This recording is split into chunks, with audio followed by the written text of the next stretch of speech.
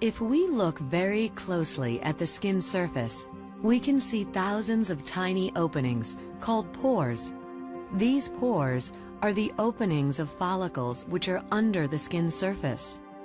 Tiny glands continuously pump oil, also known as sebum, into the follicles.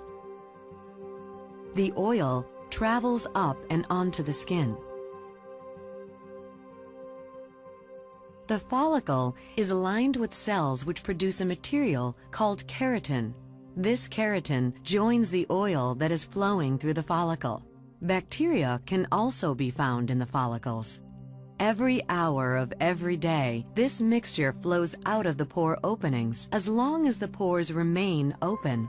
Unfortunately, pores can become clogged and start the acne process. Creams or makeup may block them, but most importantly, the pores can become clogged by touching or rubbing with the hands. This can push dead skin cells down into the pore or cause a layer of skin to cover the pore. When pores are blocked, the oil and keratin that are being pumped into the follicle can't get out. Pressure builds up and makes the follicle expand like a balloon being filled with water.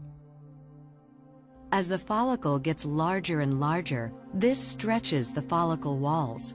Tiny holes can form through which bacteria and other contents in the follicle can leak out.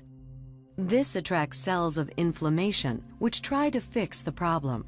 The cells lining the canal start to produce more keratin to shield themselves from the increasing stretch. Unfortunately, this additional keratin adds even more material to the canal. As more and more oil and keratin build up, the follicle can actually burst, causing much more inflammation. This is the point where we see red bumps and pimples on the skin.